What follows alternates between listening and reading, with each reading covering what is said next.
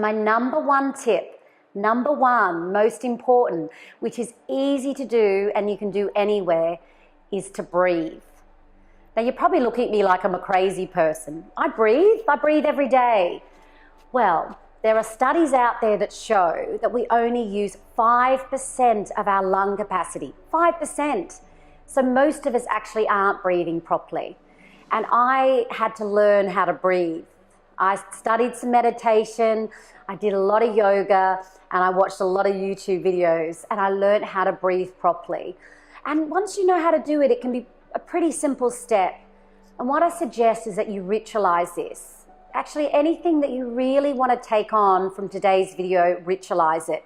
If you ritualize it like you're cleaning your teeth, like you're having breakfast, then it's actually going to be something that you can take in the long term. And that's what I really want from you. I don't want you to do this for a couple of days. I want this to become part of your life and for it to make a real difference in your life. So a great way to ritualize breathing is to do it first thing in the morning. Even if you've got young kids, it's mummy's time. If you do have a partner or husband, let them know, get them engaged. Just say, I'm actually going to be a nicer partner or wife if you let me have this 3 to 5 minutes first thing in the morning. If it's not possible, do what you have to do with your kids or get to work and then just find some time as early as you can in the day.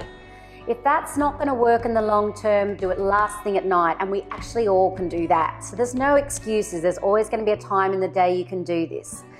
You can do it with meditation, you can do it with stretching and breathing. However, I find just simple focus on your breath and a bit of a body scan can be really profoundly effective.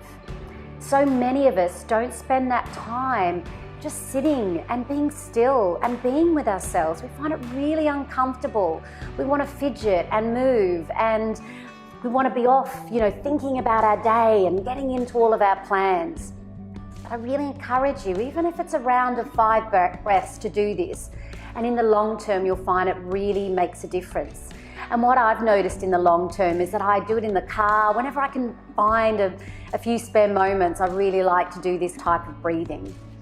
And it's called diaphragmatic breathing. And when you first start, it's quite a good idea just to put your hands on your stomach. Because what we do is so many of us breathe up in here, and I tend to hold a lot of my tension in my neck and shoulders, which I think a lot of us do. And we do a lot of our breathing up in here too. And it's that very short, shallow breathing. And what we want to do is get our breath right down into the bottom of our belly. Another thing that a lot of us do is that we breathe in quite sort of deeply, but then the out breath is very shallow. And in this diaphragmatic breathing, you actually want your out breath to be a little bit longer, and you want to sort of really elongate that each time you breathe. So you can just start by breathing in for a count of 1 and out for a count of 2. Very simple. But just focusing on blowing out your belly. And you can think of it a bit like a balloon. So a balloon rising up.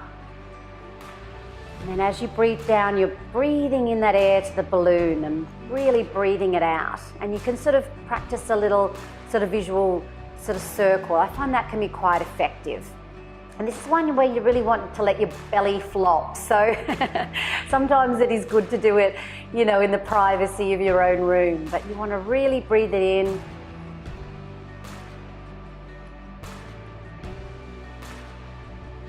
And then out like that. And then each time you breathe in for a count of 2 and out for a count of 3. Breathe in for a count of 4 and out for a count of 5. You might even be surprised. I mean, sometimes you can get even up to about 10, 12 counts, which is amazing, which means you're only doing sort of 4 or 5 breaths a minute. And it just calms that nervous system down, and it's really quite quick. So even if you're in the car and you do a couple of these breaths, it can really make a huge difference. And I really believe that breathing through the nose, which is very much your yogic breathing, can relax the nervous system and the adrenal glands much quicker.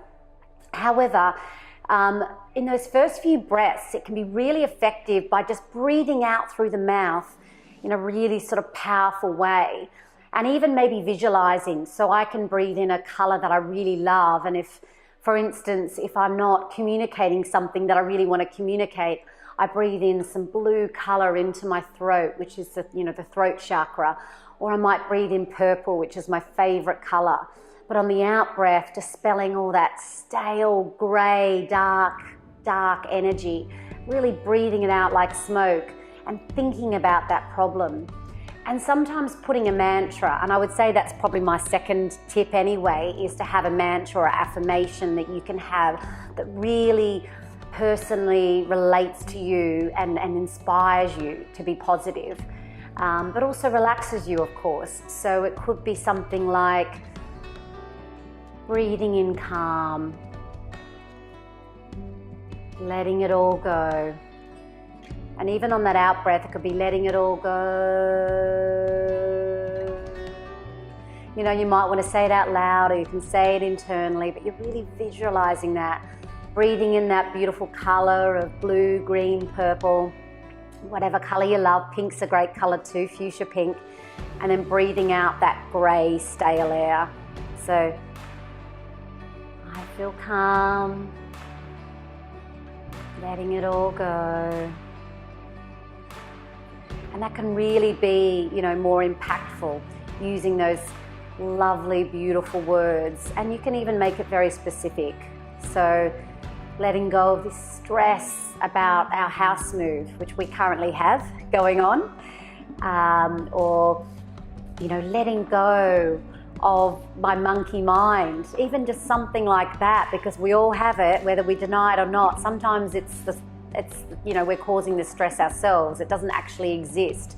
And that can be just as powerful as actual events in our life. Just that constant monkey mind of, oh, what if they don't like me? And oh, I don't look so good today. And should I wear the blue top or I look fat in that top? And oh, I'm going to be late for school. And what if, that person doesn't speak to me in the school playground? It's that constant thing that can actually spike up that flight or flight situation.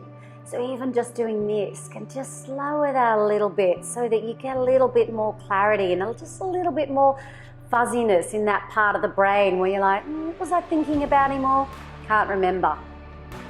So breathing would be my absolute number one top tip. As you might recall, I said ritualize it. If you can ritualize it just in the beginning so that it's something that you really prioritize and that you do every day, and then once you've got it into a bit of a routine, then you can start bringing it into all areas of your life. Because really we should be breathing like this all the time. And what you'll find is that when you are faced with that situation that in the past would cause you to really sort of flare up, and I would say that for me, my temper, or the temper, I don't own it, it's not my temper.